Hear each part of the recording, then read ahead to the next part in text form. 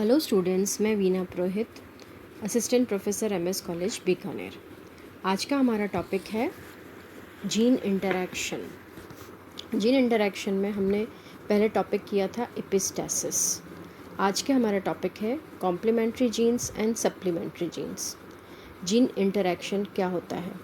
Mendel और उनके workers ने ये अज्यूम किया था कि एक कैरेक्टर को एक ही जीन गवर्न करता है, लेकिन बाद में ये डिस्कवर किया गया कि दो से ज़्यादा जीन भी जो हैं एक कैरेक्टर को गवर्न कर सकते हैं। इस तरह से एक कैरेक्टर को 2 से 4 जीन जो डेवलप करते हैं, वो जीन्स इस तरह से इंटरेक्ट करते हैं, या तो उस मॉडिफिकेशन हो जाता है और इस मॉडिफिकेशन का ही रिज़ल्ट है डाई हाइब्रिड क्रॉस या ट्राई हाइब्रिड क्रॉस।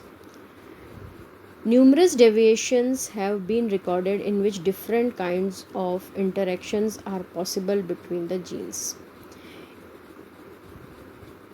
इस तरह से एक ही कैरेक्टर को अलग अलग जीन्स जब इंटरेक्ट करते हैं, उनके कारण अलग अलग जो इंटरेक्शंस ऑब्टेन्ड होते हैं, उन इंटरेक्शन को हम कहते हैं जीन इंटरेक्शन।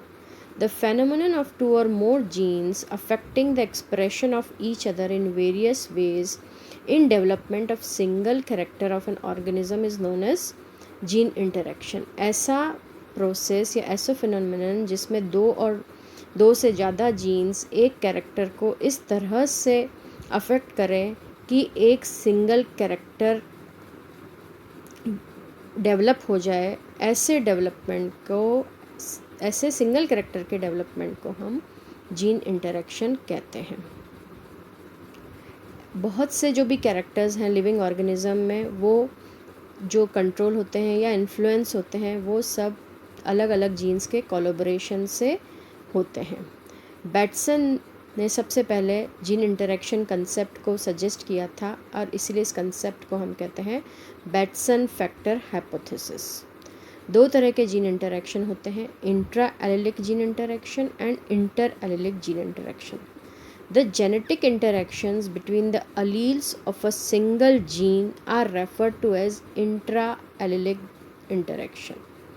एक ही जीन के 2 अलील्स के जब बीच में इंटरेक्शन होता है, जैसे एक जीन है, उसके 2 अलील्स हैं, कैपिटल टी टॉलनेस के लिए और स्मॉल टी ड्वार्फनेस के लिए। जब इन दोनों के बीच में इंटरेक्शन होता है तो उसको हम कहते हैं intra allylic interaction. Inter-allelic interaction, the genetic interactions between the alleles of one gene with the allele of the other gene. जब जेनेटिक इंटरेक्शन एक जीन के अलील का दूसरे जीन के अलील से होता है तो हम उसको कहते हैं इंटर एलिलिक जीन इंटरेक्शन, और उसको हम कॉमनली कहते हैं इंटरजेनिक इंटरेक्शंस। कुछ इम्पॉर्टेंट जीन इंटरेक्शंस जो ये हैं वो हैं complementary gene interaction, supplementary, epistasis में डोमिनेंट एपिस्टेसिस, रेसेसिव एपिस्टेसिस और नॉन एपिस्टेसिस। एपिस्टेसिस हमने लास्ट क्लास में पढ़ा था। आज हम नेक्स्ट पढ़ेंगे complementary and supplementary gene interaction. Complementary inheritance. Complementary genes are two pair of non-allelic dominant genes which interact to produce only one phenotypic trait, but neither of them, if present alone, produces phenotypic trait in absence of the other. It means that for the development of dominant character, both complementary genes must be represented at least by their one dominant allele. Absence of even one of the two genes produces recessive phenotype. Complementary genes जो हैं वे 2 non allelic dominant genes का एक pair है जो interact करता है और एक फिनोटिपिक ट्रेट को प्रोड्यूस करता है। दोनों जीन्स एक दूसरे के पूरक हैं। ये दोनों जीन्स जब प्रेजेंट होंगे इंडिपेंडेंटली, तभी कोई फिनोटिपिक ट्रेट प्रोड्यूस होगा। अगर एक भी जीन एब्सेंट हुआ तो वह को अपना फिनोटिपिक ट्रेट प्रोड्यूस नहीं कर सकता। दोनों जीन्स अगर एक साथ प्रेजेंट होंगे तो वह अपना कैरेक्टर या फिनोटाइप प्रोड्यूस करेंगे। इसलिए ऐसे जीन्स जो हैं एक दूसरे के पूरक हैं, अर्थात एक विशिष्ट लक्षण को उत्पन्न करने के लिए दोनों जीन्स का एक साथ होना आवश्यक है। अगर दोनों अकेले उपस्थित हों तो उसका प्रभाव विकसित नहीं होता और ऐसा जीन इंटरेक्शन जो है वो नॉन एलिलिक जीन इंटरेक्शन है। नॉन एलिलिक मतलब दोनों जीन्स अलग अलग लोकाई ऑफ क्रोमोसोम पे प्रेजेंट रहते हैं। दोनों जीन्स इंडिपेंडेंट हैं और एक दूसरे के कॉम्प्लीमेंट्री हैं और पूरक हैं। एग्जाम्पल है inheritance in sweet pea, Lathyrus odoratus. Bateson and Punnett ने लथायरस ओडोरिटस पर स्टडी किया और उनका ये कहना था कि इस फ्लावर के अंदर दो कलर्स होते हैं, रेड कलर और वाइट कलर। ये जो रेड कलर है ये दोनों ही डिपेंड करता है दो non allelic complementary gene C और ए। जीन सी जो है एक एंजाइम प्रोड्यूस करता है जो एक कलरलेस सब्सटेंस बनाता है जिसको हम कहते हैं क्रोमोजीन।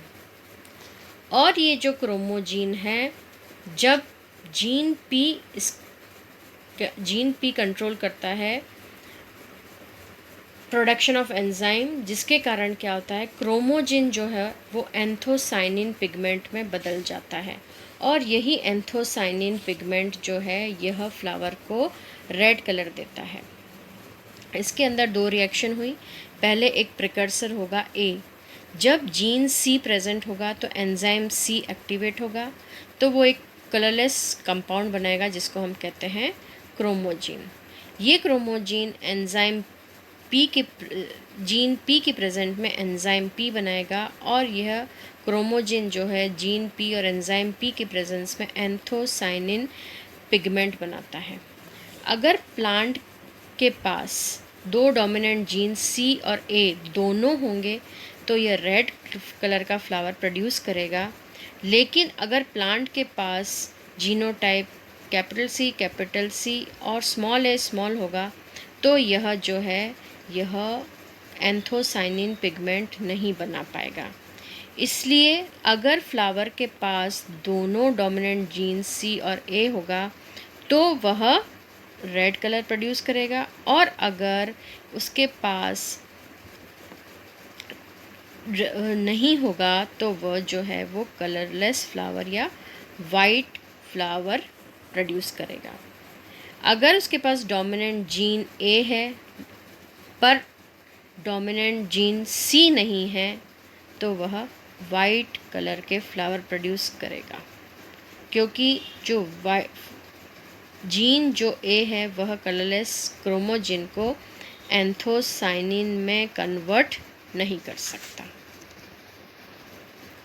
पेरेंटल जनरेशन होगी, हम दो वाइट फ्लावर्स लेंगे जिनका कि जीनोटाइप होगा capital C small A small C capital A. Gametes बनेंगे कैपिटल सी स्मॉल ए और स्मॉल सी कैपिटल ए। इनका बनेगा F1 generation capital C capital A small A. F1 generation से जो गैमेट्स मिलेंगे वह होंगे capital C capital A capital C small A small C small A. जब क्रोमोजिन को एंजाइम मिल जाएगा तो वह प्रोड्यूस करेगा एंथोसाइनिन जो फ्लावर को रेड कलर देगा। जीन सी जो है वह क्रोमोजिन होता है और जीन ए जो रहता है वो एंजाइम प्रोड्यूस करता है, यानी कि कैपिटल सी और कैपिटल ए जो हैं वो दोनों एक दूसरे के कॉम्प्लीमेंट्री हैं। तो जब इस तरह का इंटरेक्शन होगा, F1 जनरेशन जो हमारी हमको मिली थी कैपिटल सी कैपिटल ए और स्मॉल ए, इससे जो चार तरह के गैमेट्स मिले थे हमको capital C capital A capital C small A capital C small A और स्मॉल सी स्मॉल ए। तो पहला मिला हमको capital C capital C capital A, दोनों dominant genes capital C capital A जहाँ जहाँ प्रेजेंट हो रहे हैं चेकर बोर्ड के अंदर, वहाँ पे हमको रेड कलर का फ्लावर मिल रहा है, क्योंकि कैपिटल सी जो है वो एंजाइम सी की प्रेजेंट में क्रोमोजिन बनाएगा, और जीन ए जो है वो एंजाइम पी बनाएगा। जहाँ जहाँ भी कैपिटल सी और कैपिटल ए दोनों डोमिनेंट जीन्स एक साथ है, वहाँ पर रेड कलर प्रोड्यूस हो रहा है, और जहाँ पे ये दोनों एक साथ नहीं है, एक भी अगर एब्सेंट है, तो वहाँ पर वाइट कलर प्रोड्यूस हो रहा है। तो F2 जनरेशन में 9 रेड और 7 वाइट मिलते हैं। तो कॉम्प्लीमेंट्री जीन्स का इंटरेक्शन हो गया 9:7।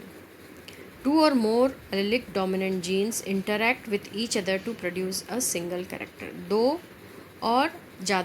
से ज़्यादा डोमिनेंट अलील जब एक साथ इंटरेक्ट करते हैं, यानी कि कैपिटल सी और कैपिटल ए जब दोनों इंटरेक्ट करते हैं, तो एक सिंगल कैरेक्टर प्रोड्यूस होता है, जो कि इस एक्सपेरिमेंट में है रेड कलर फ्लावर। एक सिंगल जीन जो है वह कैरेक्टर को प्रोड्यूस नहीं कर सकेगा एक दूसरे के एब्सेंट होने पर। कहने का मतलब है, अगर कैपिटल सी जीन प्रेजेंट है और कैपिटल ए एब्सेंट है, तो वह कैरेक्टर जो रेड कलर्ड है वह प्रोड्यूस नहीं हो पाएगा, और फिर वो वाइट कलर के फ्लावर प्रोड्यूस करेगा। So action of these independent genes, इन दोनों जीन्स का जो एक्शन है वह एक दूसरे के कॉम्प्लीमेंट्री है, एक दूसरे के पूरक है। इन्हीं को हम कहते हैं कॉम्प्लीमेंट्री जीन्स।